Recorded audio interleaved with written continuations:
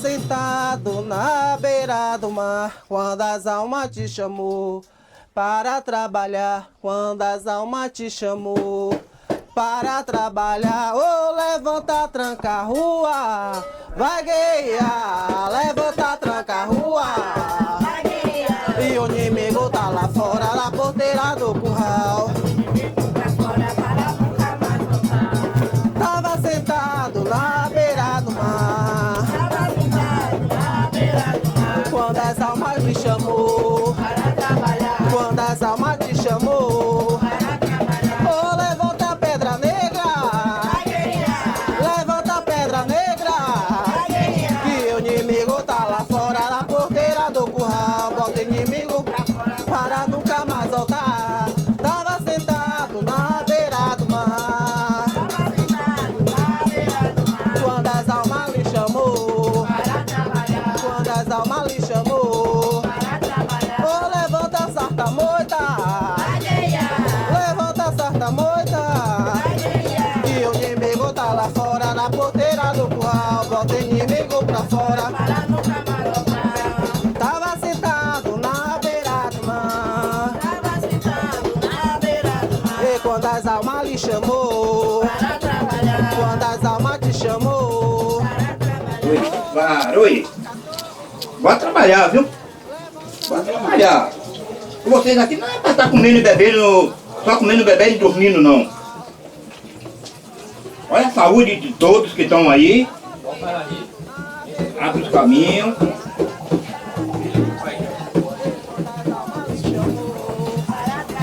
Quando as almas lhe chamou para trabalhar. Oh, levanta, pombo, gira, levanta, pombo, gira, que o inimigo tá lá fora, na porteira do curral.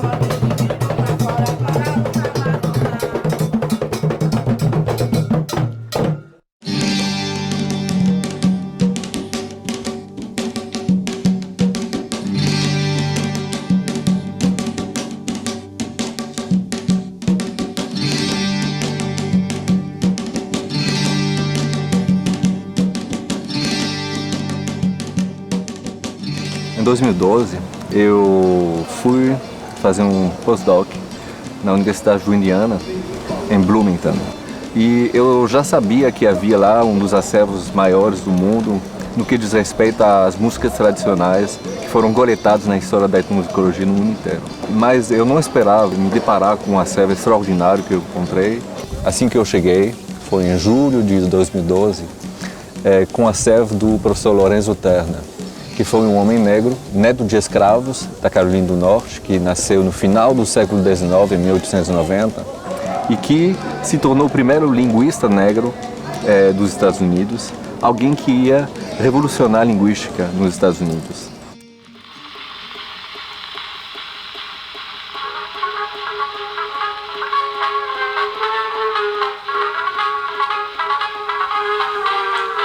One of the things that's special about the collections here at the Archives of Traditional Music and important about them is that they frequently document the cultural expressions of communities from around the world, sometimes more than 100 years ago.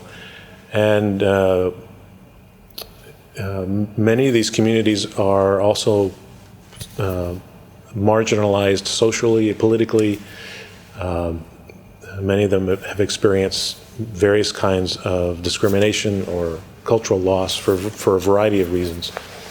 And so the holdings here are culturally priceless to many groups and many individuals who are, in some cases, trying to recover languages that are at great risk, or are attempting to recreate cultural expressions that have fallen out of practice in their communities, but have a very important culturally or cultural or spiritual value to them. And so while many of the things here in the archives have little value on the market, but they are culturally priceless and invaluable to people. O primeiro contato com esse acervo foi através de algumas gravações, né, dos originais que foram guardados nessa universidade durante mais de 70 anos e que ficaram intocados, inéditos durante todo esse período de tempo. A primeira voz que eu ouvi foi de Martiniano do Bonfim, né, que era já essa figura mítica na história do candomblé do povo de São da Bahia. Minutos depois, passei para outro disco de alumínio, né, um dos originais gravados pelo professor Turner, e foi a voz de Menininha, a voz de Mãe Menininha do Gantuá, nova, de 1940, e foi uma cantiga para Oxóssi. Eu me arrepiei todo. Essa gravação está sendo feita no candomblé do Gantuá. Queto, puro queto.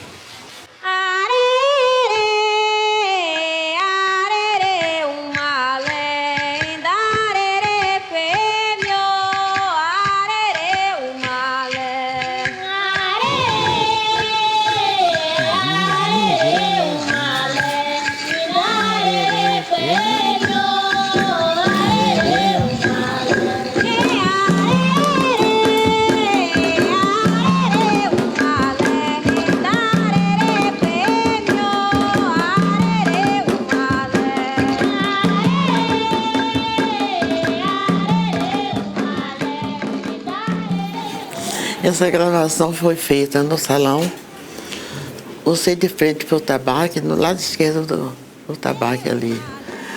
A gente ficou reunida ali, cantando.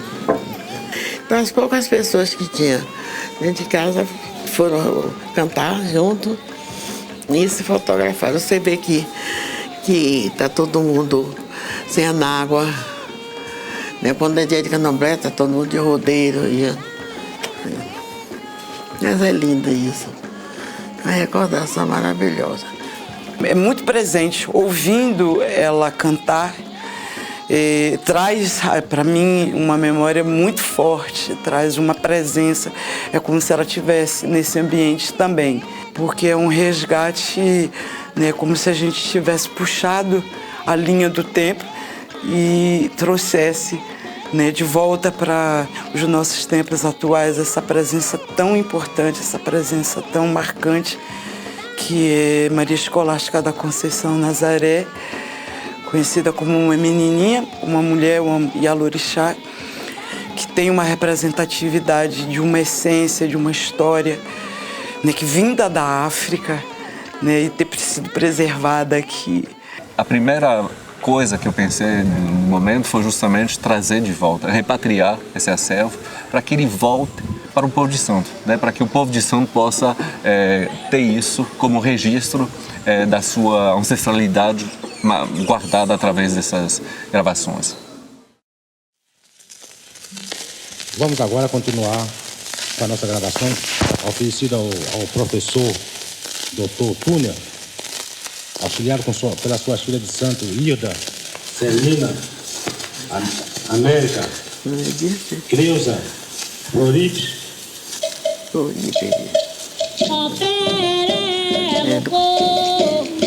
É lindo isso, né? Adoro.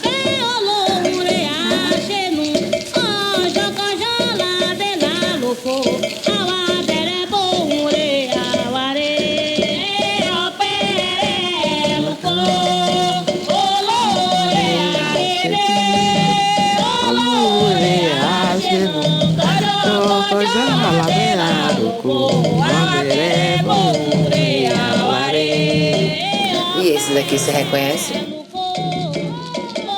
Seu amorzinho era de Xangô, era o marido de Zezé. Olha Zezé aqui, a esposa dele, olha os dois. Ele e Zezé. Aqui era a esposa dele, também era filha de santo. E ele está todo engalanado, já viu? Ele era de Ançã e ele de Xangô. Já está todo mundo com Deus, batendo tabaco lá no céu. Todos me viram nascer, crescer. Mas o mundo é isso mesmo. É a vida. O mais impressionante é ver mãe menininha, né, que nunca pôs os pés na África, falar fluentemente Yorubá. É uma coisa assim extremamente emocionante e linda. Da mesma forma, a gente tem o Manoel Falefá, né, que era da nação Jeje, e que fala Fon, que faz um discurso para o professor Turner em língua Fon, é uma língua do antigo Daomé, do atual Benin, que tinha um repertório de cantigas, de rezas absolutamente extraordinário, que dominava as cantigas da sua nação, Jeje, mas que também cantava nas outras nações, com outras línguas. Ou seja, era um verdadeiro poliglota de línguas africanas. O babalorixá Manoel Falefá diz em Jeje a alegria de vencer a guerra por cantigas. Oxuque, molhuque, sobo de dentro nos acatamento, sobo de dentro nos acatamento, mopere que reganta nos acatamento. Oxuque, molhuque, sobo de dentro nos acatamento. É mais ou menos assim, que eu não me lembro toda a letra, não. Só quando eu começo a cantar, que aí vai... A gente vai se lembrando, entendeu? Mas qual era o vodum do seu pai? Meu pai era de Xangô, com Nanã. Meu avô iniciou lá no Calabá, onde lá ele iniciou 3 a 4 filhas de santo. Depois ele foi para São Caetano, aonde comprou aquele terreno grande e fez a roça. E recolheu muita gente, criou muita gente. E ele continuou se desenvolvendo, certo? Iniciando muitas pessoas, iniciou muitos filhos de santo. Meu pai chegou a ter 300 e poucas filhas de santo. Ele foi o primeiro presidente da Federação Baiana do Culto Afro-Brasileiro. O primeiro presidente, o fundador da federação foi ele, certo? Na época que o candomblé era regido pela polícia. A polícia que determinava o que o candomblé ia fazer, quando ia fazer, que hora ia fazer. Quando ele ficou viúvo, né? Aí 1 ano depois do axixê da finada Minadama, Nanã desceu e disse que ali não seria mais terreiro. Ele ia construir outra família, tudo diferente, e que ali ela não queria mais terreiro. Aí ele se acomodou e ficou com minha mãe. Aí minha mãe veio para aqui, abriu aqui, o dono praticamente era ele. Que era o pai, que mandava em tudo. Aqui a gente exige mina popô, como ele foi feito, na nação que ele foi feito, quando ele iniciou na religião. E essa nação ele continuou, só que ele aprendia de tudo. Funcionou aqui de 1929 até 1958. 58. Né? Depois, o meu pai fechou o terreiro por determinação dos orixás. E aí ele transformou isso aqui numa escola comunitária, a Escola Manoel Falefá, que levou o nome e a denominação de Educandário Manoel Vitorino. Vinha muita gente, o número de pessoas era enorme. Então aqui, essas casas aí funcionavam como dormitório. E essas pessoas que vinham, seu Manoel Falefá, ele era visitado por pessoas de toda parte do país. É verdade. De todo o país. Osso Betá, Falefá, Canta, Laponze, Banguela, Angola. Ele é maionguém do que? Ele é maionguém do que? Maiongue. Ele é maionguém do que? Ele é maionguém do que? Ele é maionguém do que? Ele é maionguém do que? Ele é maionguém do que? Ele é maionguém do que? Ele é maionguém do que?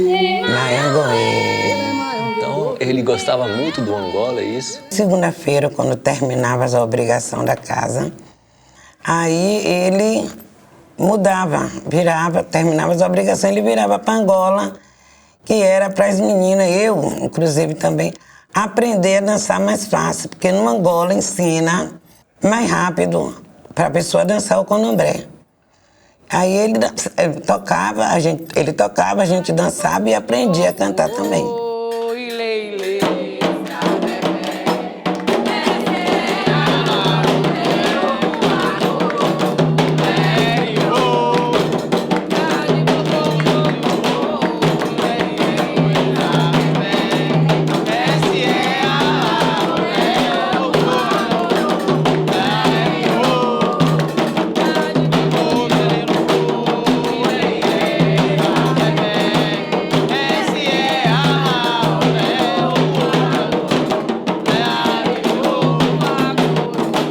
no ano de 1960, quando veio o primeiro professor de Yorubá para o Brasil, Lachebican, certo? Ele ficou alegre. Depois ficou triste, decepcionado, porque ele esperava que o povo do Candomblé fosse para o Ceal para aprender a traduzir o que estava cantando, o que estava dizendo. Porque até então, certo? O povo do Candomblé era papagaio de porta de venda, como diz a história.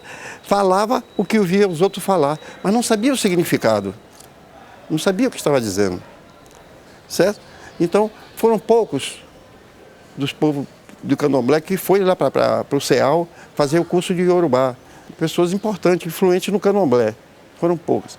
Aqueles terreiros que estavam no auge, não foram, porque se acharam, certo, que já sabia de tudo, certo, que indo para lá iria se diminuir.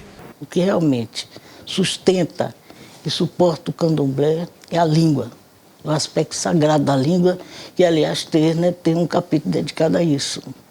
Então a língua, em termos religioso, ela sacraliza o objeto e ela é que marca as diferentes identidades étnico-culturais dos candomblés. Então, se você diz, por exemplo, Ori, você está sabendo que esta palavra é uma palavra de Yorubá, então pertence às religiões de tradições Queto, Queto Nagô. Se você diz Mutuê, então você está sabendo que é a palavra de Angola, então isso aí vai pertencer então às religiões que cultuam traços Congo-Angola. Não é Banto, não. Congo-Angola, porque existe um erro muito grande no Brasil atualmente de achar que o candomblé é Banto. O candomblé não é Banto. O candomblé não é Yorubá. Yorubá e Banto são termos linguísticos que foram criados no século XVIII, um na Nigéria e o outro na África do Sul, para exatamente denominar como único termo uma série de línguas aparentadas ou tipologicamente parecidas. No caso da Nigéria, foram todos os dialetos de fala Yorubá junto com o Nagô de Queto, que ficou denominado tudo de Yorubá. E no caso da África do Sul, todas as línguas tipologicamente parecidas do mundo Banto, que foi chamado tudo de Banto, que é um termo genérico. Então não existe candomblé Banto, nem candomblé Yorubá. O que existe sim, o candomblé Congo-Angola, ou Angola, se quiserem, e um candomblé Queto, Nagô Queto, ou Ijexá. Exatamente essas línguas é que sustentam o segredo, inclusive, do candomblé. Quanto mais acesso você tem à língua, mais o segredo você vai saber daquela religião. Acontece, porém, que com o passar do tempo, essas línguas, como línguas correntes, se perderam e ficaram apenas nos candomblés marcados como uma língua de aspecto simbólico, e não mais de competência linguística, é competência simbólica. Então você sabe perfeitamente que quando o Xum entra num terreiro, você diz torereu. Agora, o que é que quer dizer o erereu? Ninguém não quer saber e não interessa. Sabe-se que tem de dizer aquela expressão e pronto, fica mantido o segredo daquela frase. Tem uma cantiga que o senhor gostaria de cantar em homenagem ao Falefá? Mugue, mugue, aquasi johan, oje, aquasi ebe, jawaladonie, faraungue mugan, é um gan ebe, sou miloque da manhã, miloque da manhã, sou miloque da romea, jawaladonie, faraungue mugan, é um gan ebe, sou miloque. Ele gostava muito dessa música. Anasiara ozerren obasari vudum, Anasiara ozerren obasari vudum, obasari vudum, obasari vudum, Anasiara ozerren obasari vudum.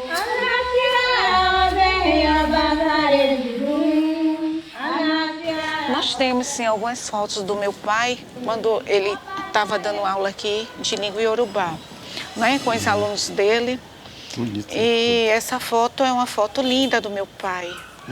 E ele só se vestia assim, né, Tamor? Interessante, né? Ele gostava de usar sempre sapato. Esse gorro daí veio de Lagos. Ele trouxe, a última vez que ele esteve lá, ele trouxe 8 grupos desses. Aqui está escrito aqui a palavra Akekó. Akekó é aluno, em Yorubá, significa aluno. Ele estava dando aula de Yorubá nesse dia aí. Que lindo. Agora, ele era muito rígido. E quando ele ensinava, ele queria que aprendesse. Não era para não aprender. A gente aprendia a fazer mariô, a gente aprendia a fazer conta, trabalhar com palha da costa. A gente não comprava a conta pronta, a gente aprendia com ele, ensinava, que ler. E tudo isso ele deixou, né? Até porque eu aprendi, passei para outros e estou levando. Mas ele era uma pessoa, meu avô era uma pessoa muito boa, porque ele ensinava mesmo. E hoje eu lhe digo a você, se eu sair daqui de joelho no Bonfim, eu não agradeço nem a Nanã, nem o Molu e nem o espírito dele. Meu pai era mais presente do que minha mãe. Na minha vida. É verdade. Aí eu tenho lembrança forte do meu pai. Entendeu? Muito forte. Ele era muito amoroso. Muito dócil comigo. Entendeu? Até a forma de reclamar, de brigar. Meu pai, ele tinha maneiras. Era com todos assim. Ele era rígido. Ele era rígido. Na educação, ele era rígido. Ele era rígido. Mas era muito amoroso. Meu pai era muito amoroso com a gente. Todos nós tínhamos um apelido que ele botava. Ali é Teta, eu sou Tamoio, ela é Taninha. Ele botava apelido em todo mundo. Uma forma amorosa de tratar a gente. Em mim, eu sempre tive. Meu pai não morreu. Meu pai sempre esteve vivo dentro de mim. E com vocês aqui, entendeu? Isso, para mim, está me mostrando que ele está mais vivo do que nunca. Então, a Falefá, por exemplo, justamente canta em Kikongo, em Quimbundo, em língua Fon, ou seja, em determinadas línguas que a gente encontra em determinadas regiões do continente africano, né? E que mostra que nessa época havia uma integração muito grande entre as nações de Candomblé.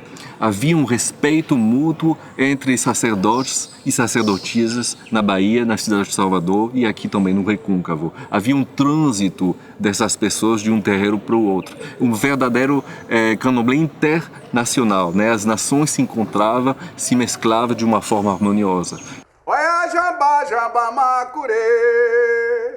Olha jamba, jamba macurê. Cambando que se quem como olha jamba. Jamba macurê, cambando que se quem como ya jamba. Ya jamba, jamba macurê.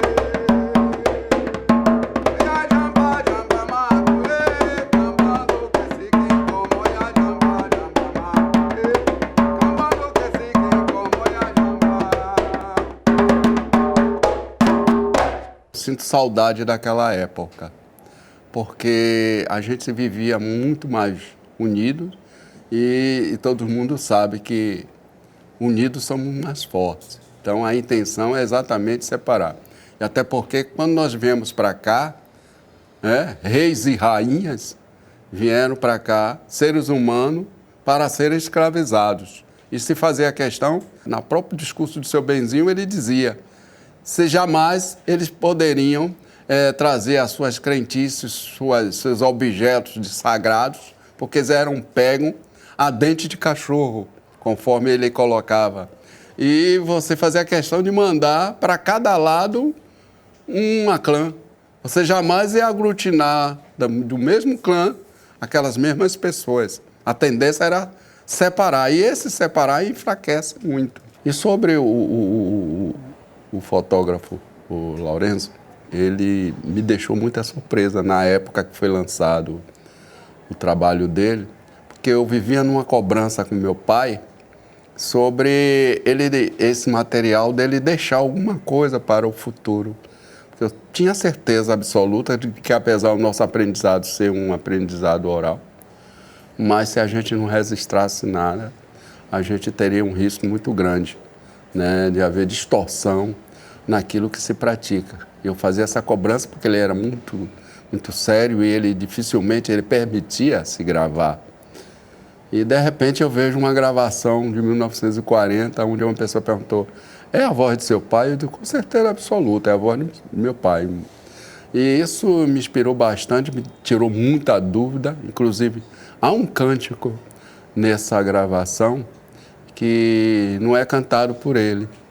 Ela pelo Manuel Falefá, que não era também da tradição banto, mas que cantava muito bem Angola, Queto, Jeje, Jexá. E ele traz um cântico, que era um cântico que eu fazia muita discussão aqui no terreiro, de que as pessoas entendiam que esse cântico era Pambamburucema. E esse cântico não é Pambamburucema, é de uma entidade que era pouco cultuada aqui praticamente no Brasil, que é Panzo. E aí eu fiquei feliz com isso, porque eu vi uma gravação de 1940, eu não era nem nascido, e alguém já cantava para Panzo. Eu digo, tá vendo o que eu falei? E isso foi um aprendizado com o meu pai. Lala Ivandê, olha mamandolê, lala Ivandê, olha Panza Indoque. E depois ele canta.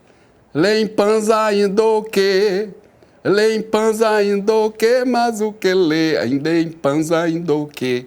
E tem muitas pessoas que fazem um trocadilho e entendem que esse cântico é de Bamburucena, e ele é de Panzo, que vem já nas vibrações de Catendê, Mutalambô. Ele foi em vários terreiros de várias nações diferentes de candomblé na cidade de Salvador, coisas que ninguém tinha feito antes dele. Coletar esse acervo sonoro foi uma coisa assim, extraordinária e o que eu trouxe para cá. Porque, afinal de contas, esse homem negro, linguista já reconhecida lá nos Estados Unidos, em 1940, chega à Bahia. Ele chega aqui na Bahia porque ele tinha se deparado com uma língua, um povo do sul dos Estados Unidos, da Carolina do Sul e da Geórgia, chamados Gullah. Os Gullah são descendentes de escravos que viveram basicamente nas condições dos quilombolas. The blessing is that there were people who never gave up on telling Lorenzo Dalterna's story and making sure that his books got reprinted. His book got out here again, got onto shelves, got into libraries. And because of work like with my organization, the Gullah Geechee Sea Island Coalition, more, some might say, popularizing Gullah Geechee culture, it made others want to know what that is, beyond linguists and ethnomusicologists that now would say, well, there's some different talking people, black people, like, yeah, honey, yeah, we and things like that we did on the island. What? Okay, so what part of the Caribbean are y'all from? We're not from the Caribbean, but y'all from the island. Yeah, we're from the islands, but they're the sea islands. And then people go, what? I never heard of that. And so then when you start to tell them about your language, the main material they'd find if they look up the language will be Dr. Turner's work. And so fortunately, especially with digitization and everything else now, people get to access that and give the credit where the credit is really, really due. I mean, because there have been so many linguists, I got inundated with linguists wanting to talk to me. They're doing their thesis paper. But my thing is, well, just stop talking about our language disappearing because we're not disappearing. Stop talking about our culture's gone because obviously if you could find me and my whole family, we're not gone. It's just that people, again, hid our traditions. And we started to isolate it and insulate it, I always tell people, all the more as academics kept coming looking for it. And I think that what he did was cause people to look, to even say there is a group of African people that feel something, that sense something, that live something, that reconnects them to their motherland, that they never left it behind, that they weren't fully assimilated, they definitely weren't annihilated, but they are still the keepers of culture. They are the keepers of intellect. Because when we talk about language, I don't know people who talk about language and don't think of it as somewhat of an intellectual topic. But then at the same time, you try to diminish it by saying things like baby talk and broken something. And we've never been broken in any way. And that's the problem.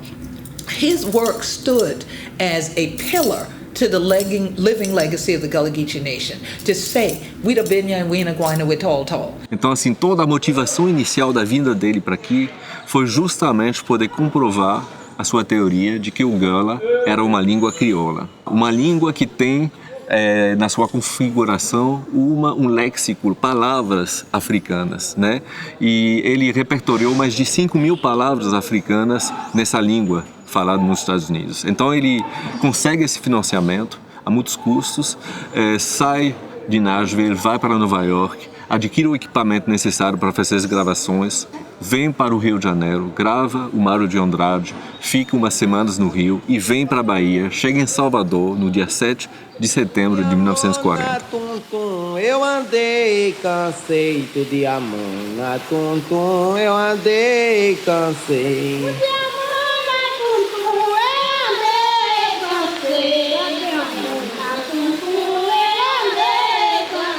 Tudo de amor na tum-tum, eu andei, cansei, tudo de amor na tum-tum, eu andei, cansei. E ele tem um percurso extraordinário. E pensar que a obra desse homem, né, que foi ao Brasil depois de muita luta, uma década, né, para conseguir financiamentos e chegar aqui em 1940, que 10 anos depois vai à África e também acumula um acervo extraordinário. E essa obra até hoje não foi reunida, né, como acontece em outros casos. Cansei de amor na tum-tum, eu andei, cansei.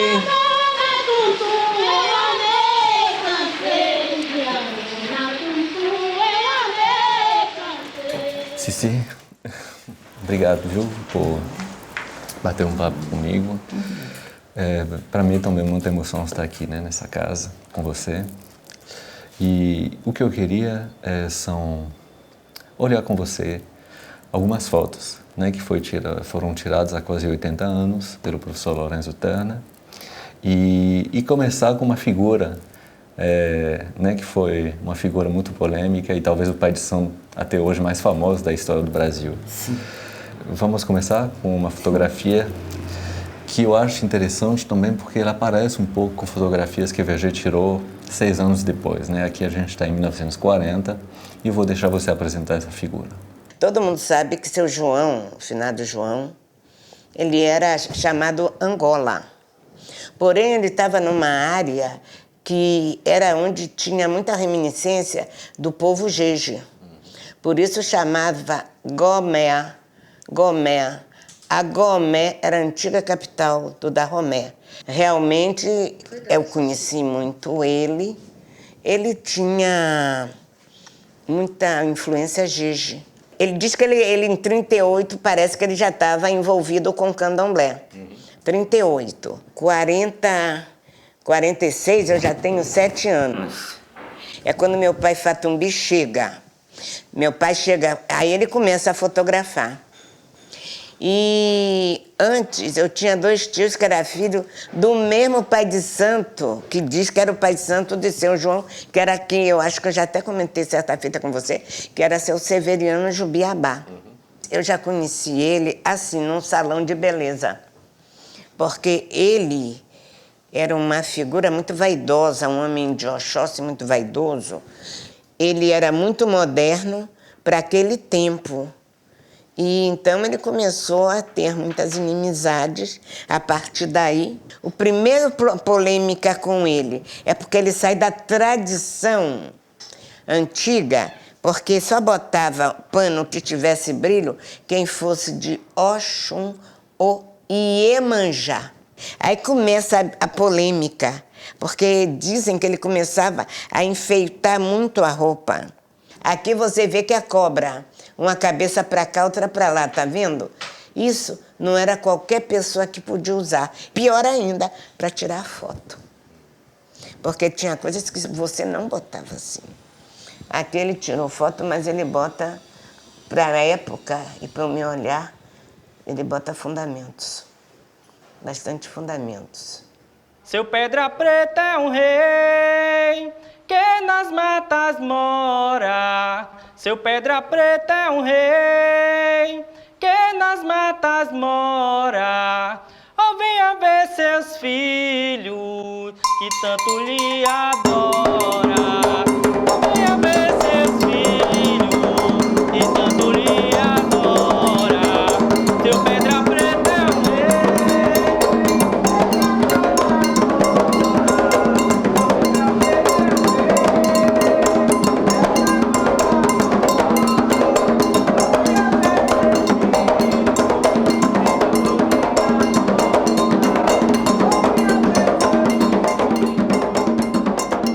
energia, né, mais falada na época dele, que se é dita nos livros, nas histórias e tudo, o Caboclo Pedra Preta, né, que hoje está aqui no terreiro, somos nós que cultuamos, somos nós que tomamos conta. Então esse legado é um legado que vem de Seu João, né? Mãe Mirinha foi iniciado por Seu João da Gomeia, no tal lendário, comentado e dito Barco das 18 Iaô, né? Na Gomeia aqui de São Caetano.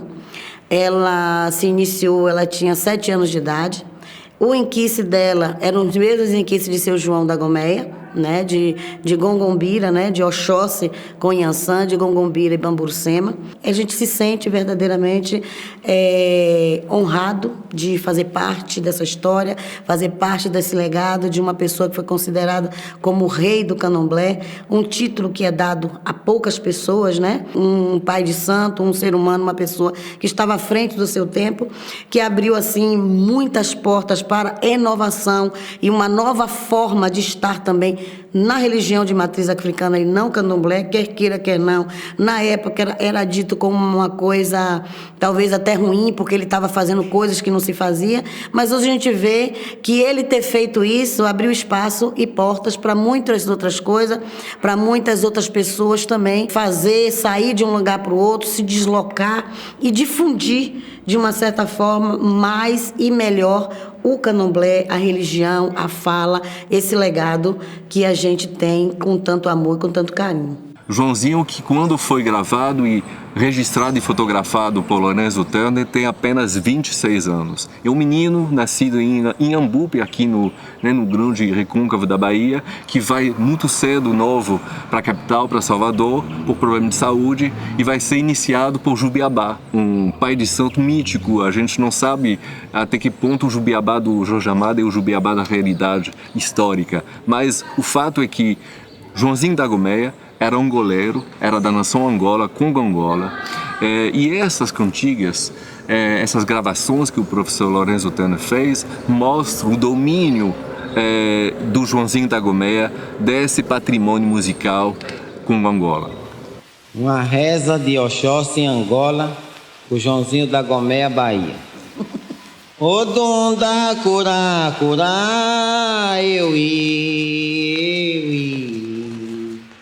O dom da curá, curá, eu i. O cambrão is, eu is. O cambrão is, eu is. O dom da curá, curá. O dom da curá, curá, eu is. Aí é uma reza, né? Não é uma cantiga que a gente cante no salão, né? É uma reza. Nós continuamos cantando desse mesmo jeito, nesse mesmo tom, mas é justamente quando a gente está rezando, quando a gente faz uma oferenda, quando arreia uma comida nas obrigações. No quarto dele. Isso, é. Pode contar essa? Essas cantigas, a gente, quando canta, naturalmente são invocadas algumas energias. Deixa elas quietas.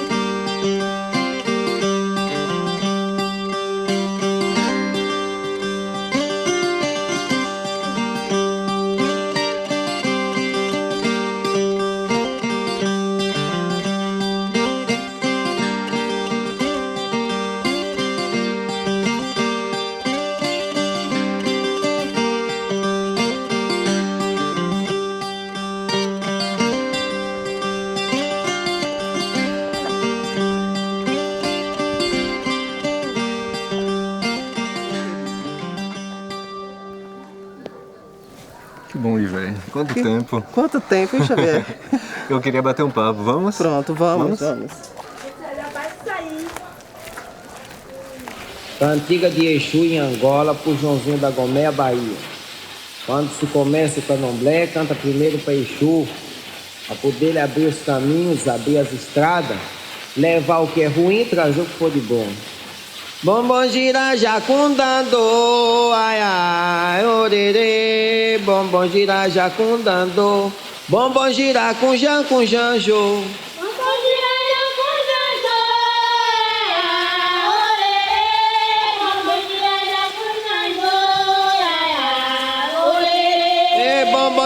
jacundando, ai, ai, orerê, bombom gira jacundando, bombom gira com janjo. Bombom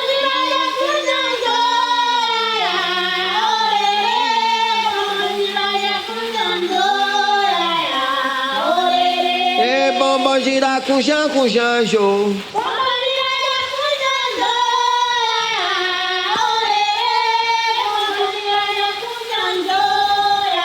Ainda tem essa cantiga. A letra mudou um pouquinho, não é isso? Mudou um pouquinho. Você pode cantar novamente para ver?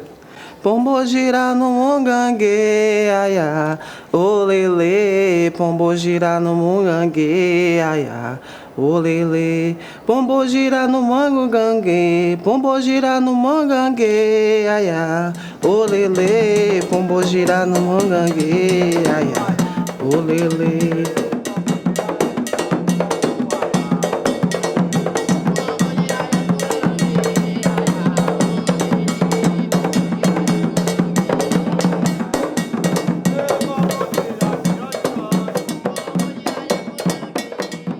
Então a gente aprendeu dessa forma e aí a gente passa dessa forma. Mas é uma questão de nações mesmo, é uma questão de que eu sou Angola, eu canto de uma forma, Nagô canta de outra, né, o Jeje canta de outra. Então é essa diferença, né, de nações que as músicas são cantadas diferentes. As línguas mais faladas aqui é o Kikongo, Kimbundo ou Tikwe. Nós sabemos perfeitamente que há muito mais do que 100 de todas elas. Existe alguma linguagem dos caboclos, né?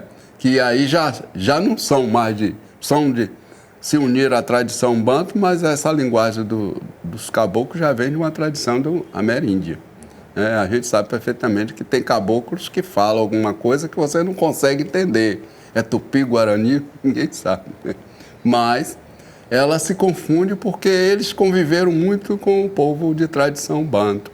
Nós temos aí vários cânticos de caboclo que ele alerta as pessoas daquilo que ele quer. Ele não vai diretamente dizer o ponto. Cabe a você refletir e ver qual é realmente a mensagem. São pouquíssimas pessoas que se dedicam a estudar línguas africanas no Brasil. Essa é a grande importância do trabalho de Terno, mostrar que essas línguas foram faladas, que essas línguas sobreviveram até determinado momento e que as pessoas não se interessam, o brasileiro não se interessa por estudar línguas africanas simplesmente porque são línguas de oralidade e o que não é escrito em letras não tem legitimidade, não é legítimo. 3 cantigas em Angola, seguida por Joãozinho da Goméia, Bahia, de Santos Diversos. É Nijambaraê, se eu aqui ficar. É Nijambaraê, se eu aqui ficar. Oh, se eu aqui ficar, camarada, neste canzoar. Se eu aqui ficar, camarada, neste canzoar. Aí é uma reza para caboclo, né? É de Jambaraê, se eu aqui ficar. É de Jambaraê, se eu aqui ficar.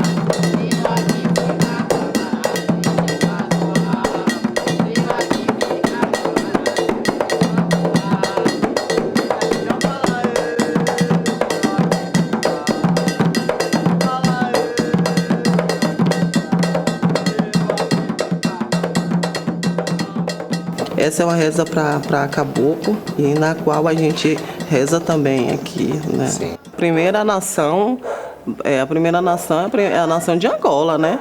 É importante que as pessoas saibam disso, né? Que da Angola surgiu o Nagô e aí foi trazendo as outras nações, né? E hoje a Angola, ela é uma religião, é uma nação que ela fica um pouco mais para trás, né? Ela não é muito vista assim, não. Mas a gente está aqui para a gente realmente fazer esse trabalho, para que a gente possa divulgar a nossa nação, que é muito linda, né? A nação de Angola, a nação de Caboclo, e que as pessoas comecem a mudar a expectativa dessas coisas, né? De não querer fazer festa de caboclo em casa, que é muito importante, né? Que seria da gente se não fosse os caboclos, né? Ei!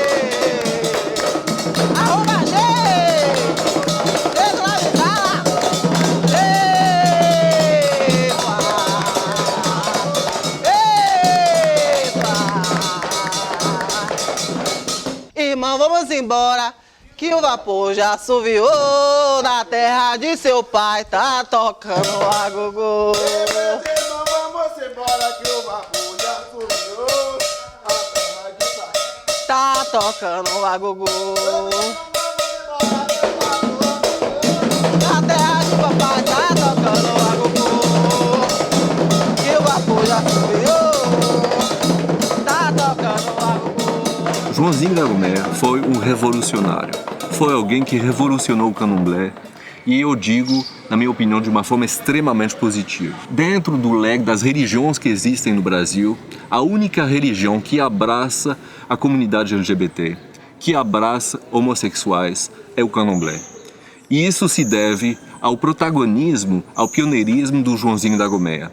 Se Joãozinho da Gomeia não tivesse dançado no Teatro Municipal do Rio de Janeiro, com a sua Yansan, se ele não tivesse sido o rei do candomblé, como ele foi chamado, se ele não tivesse migrado para o Rio de Janeiro e tornado o candomblé algo de extrema importância na cultura nacional, se ele não tivesse assumido a sua homossexualidade de uma forma patente, e a gente está falando dos anos 30, dos anos 40, com certeza o candomblé não seria hoje esse lugar onde as pessoas podem abertamente vivenciar sua orientação sexual. Então, é alguém que eu acho que ainda deve ser reverenciado. Nós sabemos quem seu João era e a opção dele. E isso não nos diminui, isso nos engrandece em todos os sentidos. Porque em sabedoria, em evolução espiritual, de todas as energias, os inquices que ele carregava, de tudo que ele fez, só fez engrandecer a cultura, o candomblé, e até mesmo para a gente questionar, para a gente falar, para a gente estar sempre mexendo, faz parte também do convívio e da existência.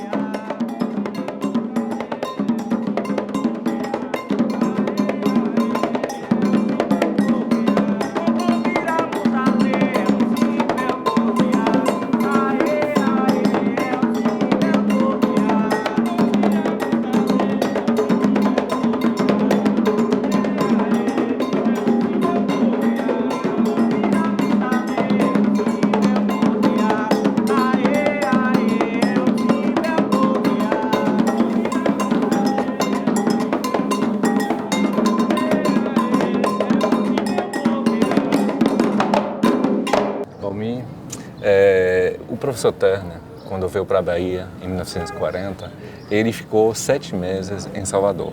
Mas além disso, há registros de que ele veio aqui no Recôncavo. Ele veio para Cachoeira, para Muritiba, para São Félix, passando por Santa Mara da Purificação. E nesses registros que ele fez, e a gente não tem muita história de como ele veio para cá, né, mas eu acho incrível que ele tenha vindo com todo esse equipamento dele para fazer gravações e fotografias. Ele, por exemplo, aqui em Cachoeira, registrou o seu Misael de Oiá. Foi meu vizinho. Que você conheceu? Conheci. Imagina, assim, uma coisa de 1940, né, que você teve a oportunidade de alcançar. Já, eu nasci em 65 e eu conheci Misael nos finais da década de 70. Ah, sim. Então, dessas fotografias, tem algumas que eu queria lhe mostrar, porque ele não, em muitos casos, não anotou o nome das pessoas, né? Então, a gente tem o local, a gente tem alguma indicação sobre a língua africana que cada uma dessas pessoas falavam, porque ele, sendo linguista, o grande interesse dele era justamente saber quais línguas africanas essas pessoas ainda falavam na época. Então, a primeira foto que eu queria lhe mostrar, que é daqui de Cachoeira, é desse senhor, que foi tirada então em 1940, e eu queria saber se você pode falar um pouco sobre essa fotografia. Uma figura, talvez não do registro dele como um pai de santo, como algo do tipo, mas da forma como está vestido aqui, vai lembrar muitos negros do Partido Alto, os negros de partido, os negros livres, né? E da forma como está desgastada a roupa dele aqui, mais do lado, né, do lado direito, sim, né? Talvez ele fosse um sapateiro, né, que era uma profissão também muito aceita na época, porque pós-escravidão a forma de sobreviver era procurar um ofício, uma prática talvez até vindo já da própria África, né? E tá fumando charuto e com o chapéu do lado. E o acesso ao charuto não era de todos, né? Era de alguns, né? Aí a única indicação que tem por trás da fotografia original do professor Turner é que o senhor falava fluentemente Yorubá. Né, que talvez uma pista assim para que a gente dia possa identificar a pessoa. Na época tínhamos muitos negros aqui da Nigéria, dessas regiões da África, que por isso hoje o legado do candomblé, por isso hoje o legado da capoeira, da culinária, da agroastronomia, é justamente acervo deixado por essas pessoas, né? Tem uma outra que eu acho que vai tocar na sua história, né, uma fotografia de um senhor que fazia a travessia aqui no Rio Paraguaçu, entre Cachoeira e São Félix. Até o início da década de 90 era o transporte, né? Muitas pessoas não passavam na ponte porque tinham medo. E quando passava o carro pesado, o trem, a ponte tremia um pouco, muita gente não atravessava com ele por causa disso, né? Então usava o transporte, né, dos canoeiros. Né? E a figura do canoeiro era como é hoje as pessoas dos táxis, né? Tinha um valor, todo mundo cobrava o mesmo valor.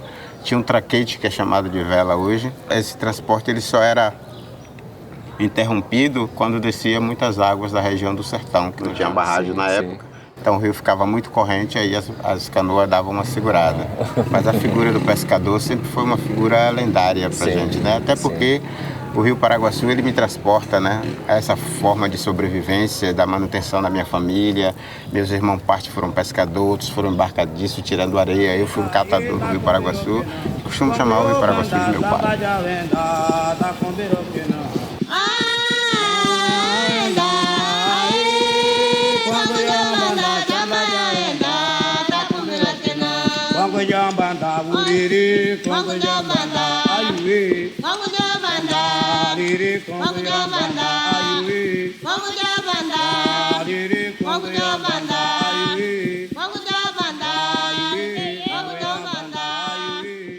Há uma intimidade muito grande entre o Lourenço Turner, que se depara com uma cultura onde há uma familiaridade. Ele se encanta com algo que obviamente tem um parentesco muito grande com a realidade de onde ele vem, mas ele nota uma diferença muito significativa. Ele escreve muitas vezes para colegas deles, como o famoso Melvin Herskovits, que os negros baianos do povo de Santo têm consciência da sua africanidade e se orgulha da sua africanidade. Então a gente tem que lembrar que ele se refere ao povo de Santo, né? Ou seja, as pessoas de Candomblé que têm a noção simbólica da herança ancestral que eles carregam. E a gente tem 1940. Eu acho que é muito importante lembrar que nessa época não havia ainda registro tão rico, formal disso, das tradições musicais do Candomblé. Então ele é um pioneiro. Ele talvez o maior pioneiro do ponto de vista da fotografia, do ponto de vista das gravações sonoras. E o que a gente há de estranhar é como a obra dele ficou mais de 70 anos desconhecida. Não houve reconhecimento, não houve uma junção e uma reunião desse acervo dele até hoje. Então assim foram 5, 6 mil quilômetros na estrada nos Estados Unidos para reunir os pedaços de manuscritos deles, de gravações linguísticas que ele fez, das gravações sonoras espalhadas entre a Indiana University, Chicago, esse sul dos Estados Unidos, onde ele fez 10 anos de pesquisa, em Washington também na Smithsonian. Em suma, foi um trabalho de formiga para poder reunir essas peças, né, que basicamente o mais importante são as gravações sonoras e as fotografias com um olhar peculiar. Não um olhar exótico, em busca de exotismo, como, querendo ou não, tem sido o olhar de pessoas que vieram da Europa, por exemplo. Né? Eu sou absolutamente admirador da obra de Pierre Verger, com quem eu convivi. Eu sou admirador da obra de Roger Bassi, de outros que vieram, por exemplo, da minha terra natal. Mas o que eu vejo no olhar de Lourenço Turner, no povo de Santo, sobre o povo de Santo, é um olhar de irmandade, um olhar de irmão de barco, de alguém que atravessou, cujos ancestrais atravessaram também essa calunga grande. O homem branco, ele era olhado com desconfiança. Então, não, o homem branco não era bem-vindo numa roça de candomblé por causa de toda a história da diáspora. Você pode até um grupo afro contemporâneo, para ti, atender, mas as pessoas antigas são muito fechadas até hoje. Precisa ter uma grande amizade. Então, você olha bem, quando você pega essa foto aqui, claro, você vê, você sente, você se põe no lugar dela. Não fala a mesma língua, mas existe um que a gente chama um elan, o DNA entre eles. O mesmo que eu senti quando eu cheguei no Benin.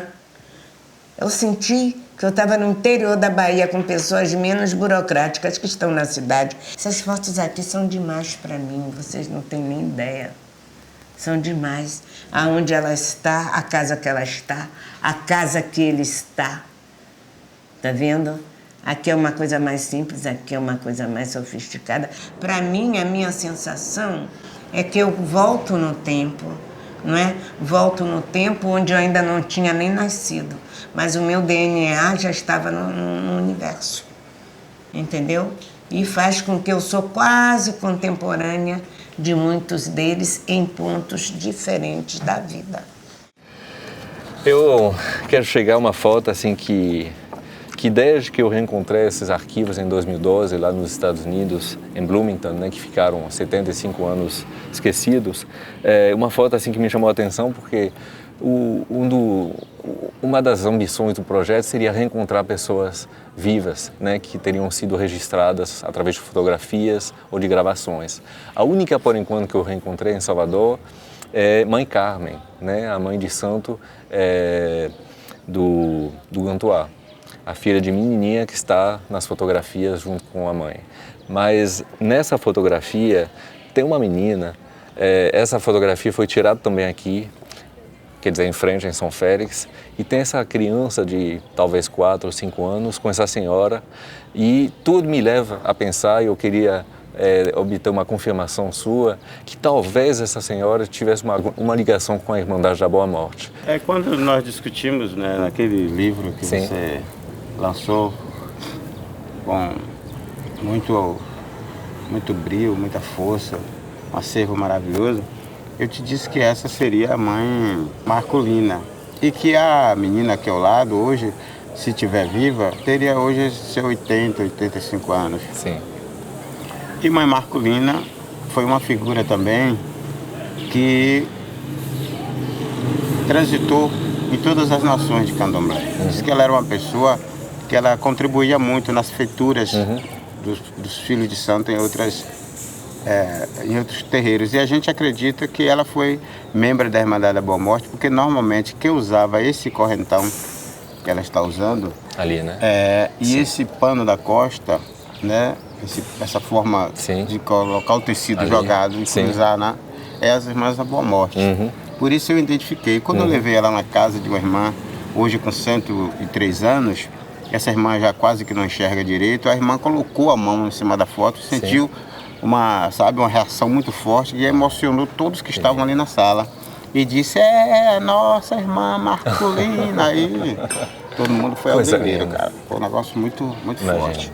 E essa foto, segundo um amigo meu historiador, ela foi tirada ali no terreiro do Cajá, em São Félix. Do Capivari? Do Capivari. Então poderia ter sido na roça lá no terreiro mesmo. No terreiro mesmo, na casa do terreiro.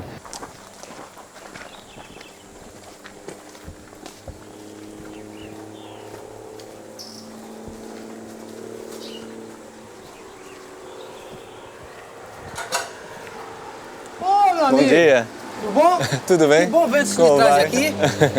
Tudo bom, meu? Tudo bom. Eu vim conversar com o senhor. Certo.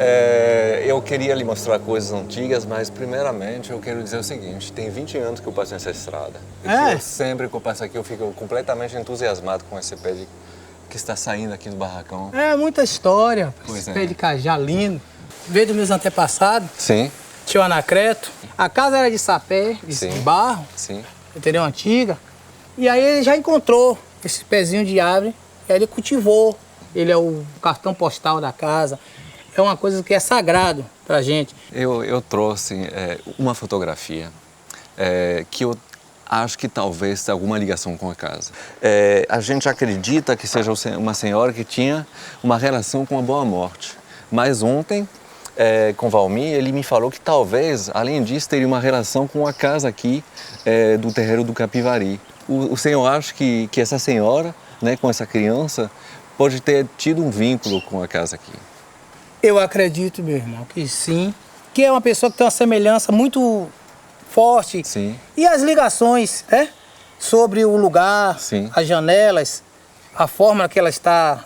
Aqui no terreiro, né? Possa que ser que sim. Eu fiquei sabendo que era uma senhora assim que andava em muitos terreiros e que ajudou muito, a construir muitos terreiros, inclusive talvez a fazer alguns barcos. Justo. Então, assim, veja, tem até uma semelhança, né, quando a gente olha aqui esse quarto, que justamente o quarto, então, onde as pessoas vêm para dormir, sim. Entendeu? Fica aí, na hora que vai fazer algum trabalho, alguns rituais, as pessoas ficam aí. Eu já ouvi falar dessa senhora, mas... Porque são muitas coisas, né? Muitas pessoas que falam comigo e explicar o seguinte.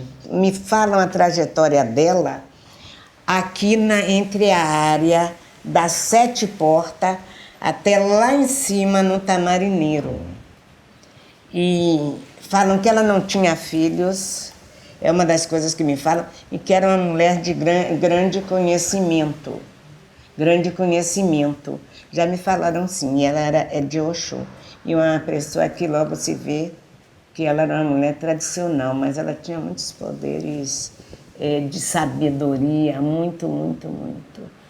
Me falam muito dela. Mas infelizmente nesse momento eu não me lembro a pessoa para poder lhe indicar.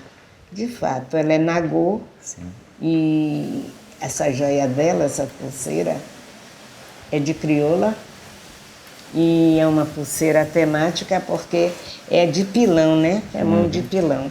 É uma das coisas típicas da África, a mão de pilão, entendeu? Identifica logo. E a argola, ela tinha as argolas que está na orelha, que ela é uma mulher de status. É importante, Xavier, que você encontre, porque aí tipo, é um resgate. Isso. Tanto para a parte da gente do axé, sim. Como para você, que é um trabalho bonito. Sim. Procura saber as origens, procura saber quem é quem. Mas isso aí, sucesso para você, é bom para você. Para quem são os detentores, né? É isso aí. Vocês do Povo de Santo. Com certeza. Valeu, meu irmão. Obrigado. Agora, o interessante é que se encontrasse essa criança ou alguém parente dessa criança, pelo fato de... Eu penso, esse povo antigo, eles duram muito. Você mesmo viu a Boa Morte. Você sabe com que idade ela faleceu? Não. Há quem diz que ela faleceu com 100 anos. Eu acredito que ela tenha falecido até com mais de 100 anos. Porque o pessoal da Boa Morte é de 100 para cima. Entendeu? É de 100 para cima. E ela está muito linda, e que o espírito dela faça com que você ache a criança a descendente da criança. É assim. É assim, porque a gente vê a força dela. Sim. Eu queria lhe mostrar essa foto do próprio Lourenço Terna, uma foto que foi tirada 10 anos depois, em 1951, ele tinha 60, 61 anos, e ele conseguiu, né, ir à África, em 5, 6 países, foi para Serra Leoa, para o Benin, para a Nigéria. Não se tem conhecimento de que país, mas eu acho que essa fotografia dele, assim, ouvindo essa gravação sonora, certamente que ele tinha acabado de fazer, ou ouvindo mesmo ao vivo a gravação, diz muito, assim, sobre o que o trabalho de campo e a entrega do pesquisador e a sua sintonia com as pessoas aí ao redor, né? É muito interessante quando você olha o rosto dele, ele tem o prazer, ele demonstra prazer de estar ouvindo e tentando gravar mentalmente. E ele está num local que tem muitas pessoas curiosas à volta, porque eu sempre aprendi que eram aparelhos que eles não conheciam. Então, geralmente, quando eles faziam uma gravação de voz, que ele ouvia, ele estudava, todo aquele, do princípio ao fim.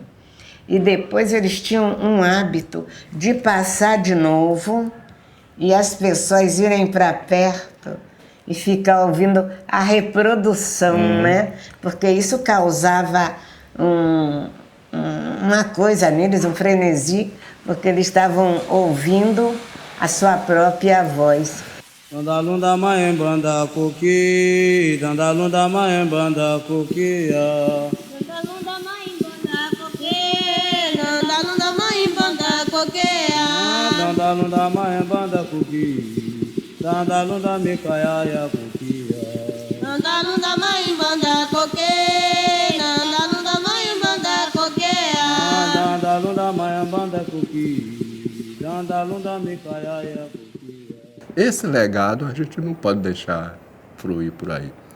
Isso tem que ser gravado e a minha intenção é exatamente fazer a divulgação de tudo isso, mas tem que ter muito cuidado com o respeito daquilo, porque nós estamos falando do sagrado. Uma certa vez, uma reza, que ele gostava muito dessa reza, que ele diz assim, vocês cantam isolê, isolelele, isolelele, isolelele. Mas esse isolelele, quando ele canta, ele diz, parece que a pessoa está num pronunciado de palavras. E a palavra isole significa, é um verbo, do verbo amar. Como você dizer uma pessoa que ama, dessa forma. Se você canta, o isorelele, jamacutala, jamanacuacu. Então, bem-se, Eilon diriri, elo se cainganga yoberei arroz. Quer dizer, você coloca sentimento dizendo, então benci como uma tradição que é os nossos criadores, que nós viemos do então benci, de Maria Nenê, dizendo, eu te amo. É mais ou menos assim que ele foi me ensinando as rezas, os cânticos, e a gente tem que ter esse cuidado. E aí, esse conhecimento, esse ensinamento que ele passava, eu disse para ele, se o senhor não passar tudo isso para alguém, a tendência vai se perder. Aí ele começou a me explicar, existem umas rezas que é muito longa, nós temos um cântico de uma reza que são mais ou menos 21 rezas para você guardar isso na mente. Eu digo, mas não dá, é muita coisa para você rezar. E aí ele disse, não, se você pegar as primeiras estrofes e for gravando, você vai entender as outras. E aí quando ele vai cantar, é isso que me deixa muito emocionado, a forma dele colocar. Ele disse, não basta você rezar, você tem que colocar sentimento nessa reza. Porque através do sentimento é que você realmente transmite o que você quer. Você pensa que as entidades não estão próximas de tudo isso? É importante que você reze, mas você reze com a alma. E jamais eu vou partir dessa vida para uma outra sem deixar alguma pessoa que possa seguir exatamente. O meu filho mais novo, ele já se iniciou aqui nessa casa. E o meu propósito é exatamente passar tudo para ele do conhecimento, porque eu tenho certeza que ele vai preservar. E eu acho que está garantido, porque ele é muito emocionado também com o candomblé e ele dispensa qualquer atividade para assistir o candomblé e participar do candomblé. Então eu acho que o material está sendo entregue à pessoa correta, entendeu? Dentro de mim, eu me emociono muito. Acorda, dentro, quando você ouve, você ouve, a sua memória lembra, e o seu corpo registra a presença viva dessas pessoas, que não foi por acaso que ele saiu um dia de lá e aqui chegou para fazer esse trabalho. Isso tudo para Cici é coisa do Odu de cada um de nós. É o destino das pessoas. O orixá marca aquela pessoa, diz, você vai fazer isso. E a pessoa sem saber faz. E faz muito bem. Mas se nós não mostrarmos a nossa própria cultura, a nossa própria identidade, ficar tudo aí camuflado, escondido, isso vai se acabar. Porque ninguém vai registrar. Olha aí o que o Lourenço fez. Porque ele achou a oportunidade de pessoas que já naquela época já falava sobre a sua religião, já falava sobre o seu candomblé, já falava sobre a sua cultura. Se ele não achasse as portas dos terreiros de Salvador, dos terreiros do Recôncavo, para ele fazer esse trabalho, hoje a gente não teria essa memória, hoje a gente não teria esse trabalho, percebe? A importância é poder resgatar a memória do povo de Santo. É poder dizer para a sociedade brasileira, temos uma história que veio trazido nos navios negreiros e que a gente lutou durante décadas, durante gerações para manter viva. A língua é testemunha, a língua é a forma como a gente enxerga o mundo e a gente tem no Brasil 225 línguas indígenas faladas hoje. Então, o povo brasileiro, as pessoas no Brasil têm a impressão de que só há uma língua, mas esquecemos das culturas indígenas, da mesma forma que esquecemos das culturas africanas presentes através dessa africanidade ainda patente. Então, o candomblé, muito além de ser uma religião, é um lugar de preservação de um patrimônio que carrega a riqueza deste país. Se eu pudesse, né, porque a Igreja Católica, ela, de uma certa forma, ela caloniza os seus, né? E no candomblé a gente não tem como fazer isso. Mas se eu tivesse esse poder, eu transformava esse povo tudo em entidades. Exatamente. Né? Aê, vou doer postador, vou doer posse da caia, vou doer postador. Aê, vou doer postador, vou doer posse da Romé, vou doer postador. Aê, vou doer postador, vou doer posse da caia, vou doer postador. Aê, vou doer postador, vou doer posse da Romé, vou doer postador. Aê, vou doer postador. Aqui, ó. Sabe o que foi que eu disse? O Vodun está aqui presente entre todos nós.